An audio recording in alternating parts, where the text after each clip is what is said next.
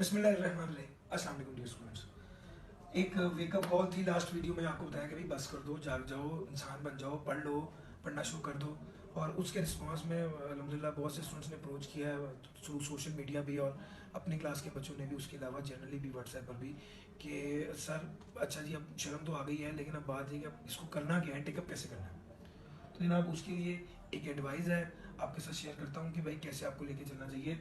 Sir follow up video में ये बता रहे हैं कि आपको ये बताना पड़ेगा पहले कि क्या आप फिजिकल स्टूडेंट हैं या online student. Normally physical student इस वक्त जिस दुश्वारी में वो ये है कि सर रूटीन में भी टीचर्स काफ़ी ज़्यादा पढ़ा रहे हैं और पुराने लेक्चर्स भी निकल चुके हैं हाथ से, तो अब क्या करें।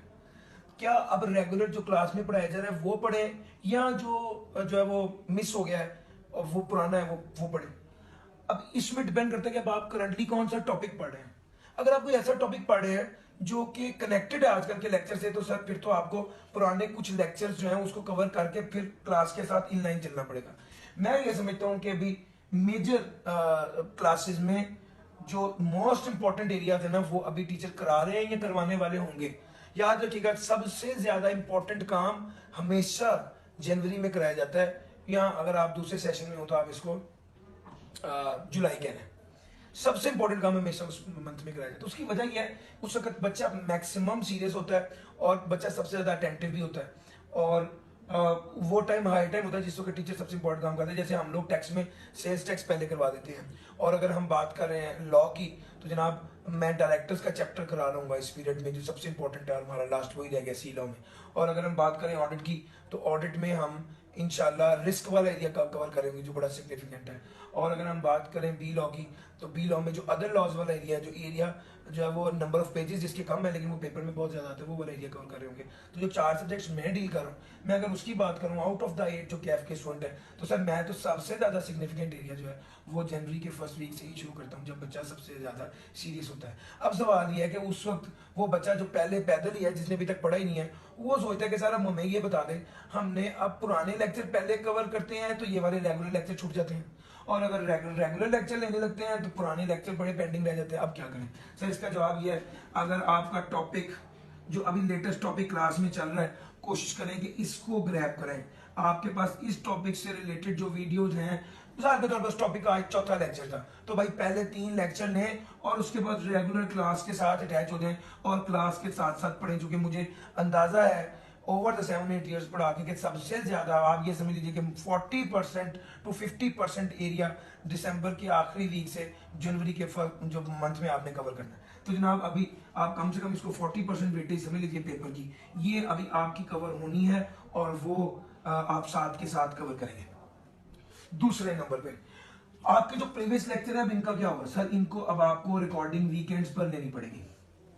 वीकेंड्स पर रिकॉर्डिंग लीजिए और अपना टारगेट प्लान बनाइए कि किस तरह जब तक सिलेबस खत्म हो आप इसको खत्म कर सकें। 3 लेक्चर 4 लेक्चर आप सैटरडे संडेज में उसको डिवाइड करके वो लेंगे तो आपका ये वाला एरिया खत्म होगा। अगर आपके कुछ लेक्चर पेंडिंग रह जाएंगे तो कम से कम ये वाला मेजर पार्ट जो अभी क्लास में हो रहा है ये आप साथ के साथ करेंगे, और बाकी जो लेक्चर है वो सिलेबस जैसे ही सर वाइंड अप करेंगे उस वक्त आप देख रहे होंगे। याद रखिएगा, जो क्लास के साथ पढ़ता है उसकी क्वालिटी और जो बच्चा पेंडिंग लेक्चर धड़ाधड़ ले, उसकी क्वालिटी में जमीन आसमान का फर्क होता है। तो भाई आपके लिए आइडियल ये है रेगुलर क्लास के साथ जितनी जल्दी ज्वाइन कर लें उतना बेहतर है, और कम से कम अब जितना टाइम रह गया इसमें तो मेक श्योर करें कि आप क्लास ज्वाइन करें, क्लास में टीचर्स के साथ मिल जाएं जो वो पढ़ा रहे हैं। कम से कम अगले जो महीना डेढ़ रह गया इसमें वो क्लास के साथ चल के मेरे मुताबिक ऑन एवरेज 40% एरिया आप उस तरह कवर करेंगे।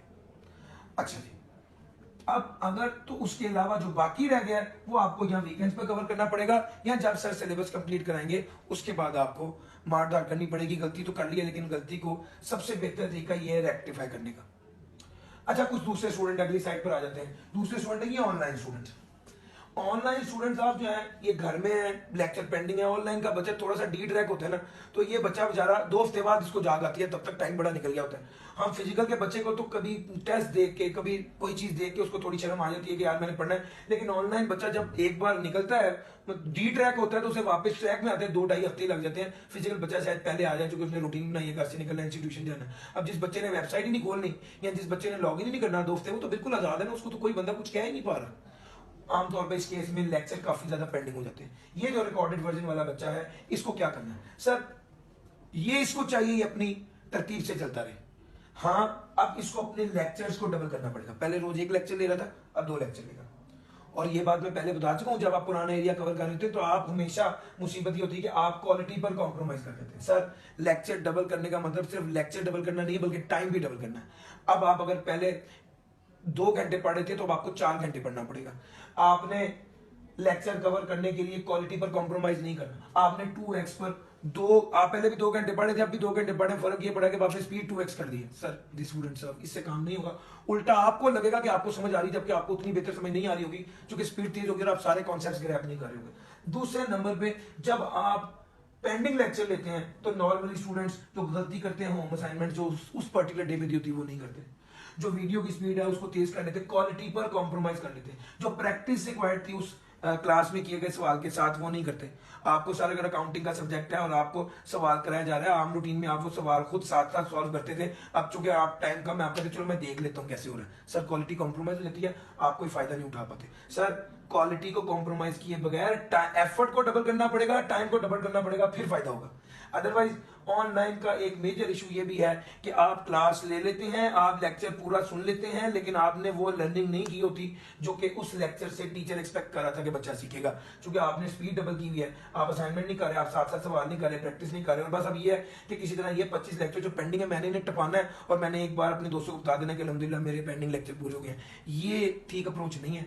आपने जितना पढ़ना है वो क्वालिटी के साथ पढ़े, ताकि आपको अगर सिलेबस जब टीचर ने कंप्लीट किया उसके 5 दिन 10 दिन एक्स्ट्रा भी लग जाए तो कम से कम जितना पढ़ा हो वो तो क्वालिटी वाला हो।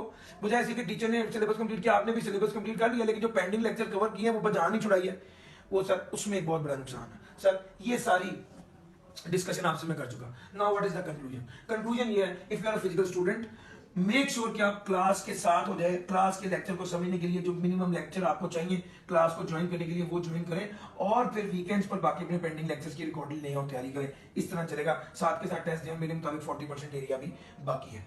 अगर आप रिकॉर्डेड वर्जन के स्टूडेंट है तो बस फिर उसी तरतीब से चलते रहे। नंबर ऑफ लेक्चर्स जो ले लेते हैं एक दिन में वो डबल कर दें, क्वालिटी पर कॉम्प्रोमाइज किए बगैर इंशाल्लाह आप टाइमली या इंशाल्लाह 5 से 10 दिनों के डिफरेंस में अपना कोर्स कवर करके इंशाल्लाह इस पोजीशन पे आ जाएंगे कि एक रेगुलर बच्चे के साथ अपना मॉक देकर एक अच्छे तरीके से तैयारी कर सके और ICAP में पास हो सके।